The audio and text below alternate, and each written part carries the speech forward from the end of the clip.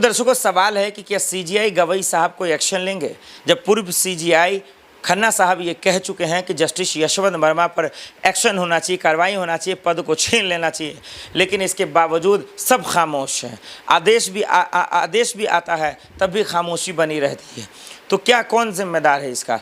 Main जिम्मेदार कौन है? देखिए, ये मामला न्यायपालिका का है, ये मामला कोर्ट कचहरी का है, ये मामला दरअसल किसी तरीके जज के बंगले पे जले नोटों के गड्ढे का है। तो इसमें प्रशासन के साथ साथ देश के मंत्री, गृह मंत्री और तमाम वो बार एसोसिएशन के लोग यानी कपिल सिब्बल और सीजीआई साहब का है कि इस पर ईमानदारी से निष्पक्ष होकर सख्त से सख्त आदेश देकर इनको जेल के भी अंदर डालना चाहिए था, पद को छीन लेना चाहिए था और बर्खास्त कर इन्हें सज़ा सुनानी चाहिए थी। क्योंकि जब इस्तीफ़ा देंगे, ये पद से हट जाएंगे जब ये, तब ये पता चलेगा और तभी ये पुख्ता जांच हो सकता है, ईमानदारी की जांच हो सकता है।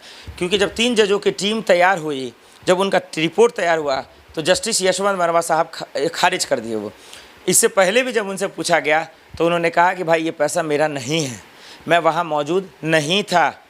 तो जस्टिस यशवंत वर्मा साहब, मेरा आपसे सीधा सवाल है, क्योंकि ये सवाल अमित शाह जी आपसे पूछ नहीं सकते, देश की विश्व मीडिया आपसे पूछ नहीं सकती, दिल्ली पुलिस आपसे पूछ नहीं सकता, देश का सिस्टम आपसे पूछ नहीं रहा, देश का सिस्टम आपको बचा रहा है या क्या हो रहा है, ये तो खैर आने वाले वक्त में पता चलेगा। लेकिन ये सच्चाई है कि जस्टिस यशवंत वर्मा को कोई ना कोई बचा रहा है। सब कुछ होने के बावजूद इसका पुख्ता जांच न होना, ये पता न लगना कि पैसा किसका था, पैसा किसका जला, 500 की नोटों की गड्डी करेंसी कैसे जली, ये अब तक पता न चलना, ये बताता है कि किसका किसका हाथ है, किसने करोड़ों रुपए खाए, किसने रिश्वत लिए, किसने स्कैम और घोटाला किया। ये सच्चाई सबके सामने है, दूध का दूध पानी का पानी है। जब सिस्टम नहीं सच्चाई को सामने लाएगा तो लोग समझते हैं, भले नहीं बोलते हैं, ये मासूम लोग हैं, इनके पास इतनी हिम्मत नहीं है, इतनी कमाई नहीं है कि खुलकर कैमरे पे बोलेंगे या विरोध करेंगे ताकि एक्शन हो सके, कार्रवाई हो सके। ये मजलूम लोग हैं, ये परेशान लोग हैं, मजदूर लोग हैं, ये कमाएंगे खाएंगे या फिर इन बेईमानों से लड़ेंगे, ये एक बड़ा सवाल है। इसीलिए हिंदुस्तान के लोग 140 करोड़ आवाम ये अपील और दरख्वास्त करती है हिंदुस्तान के उन सिस्टम से, उस राष्ट्रपति से, उस प्रधानमंत्री से, उस गृह मंत्री से और ख़ास करके सबसे अहम बात उस एजेंसियों से, उस प्रशासन से कि आपके राज्य में, आपके गांव में, आपके देश में, आपके बगल में करोड़ों की नोटों की गड्डी जल जाती है, आप पता न लगा पाते हैं। इससे बड़ा बेशर्मी की बात क्या ही हो सकती है? इतना बड़ा कांड हो जाता है, उस जज पर एफआईआर दर्ज नहीं होता है, इससे बड़ा बेशर्मी क्या हो सकती है? इस देश में इतना बड़ा कांड हो जाता है, चश्मदीद गवाह मौजूद हैं 40 से 50, लेकिन तब भी कोई एक्शन नहीं होता है, इससे बड़ा गुनाह क्या ही हो सकता है? इसीलिए जस्टिस यशवंत वर्मा का सच अगर कोई बता सकता है तो वो है supreme court. Justice Yashwant Verma का सच लोगों के सामने अगर कोई ला सकता है तो वो है दिल्ली पुलिस और गृह मंत्री का दरअसल जो है आदेश।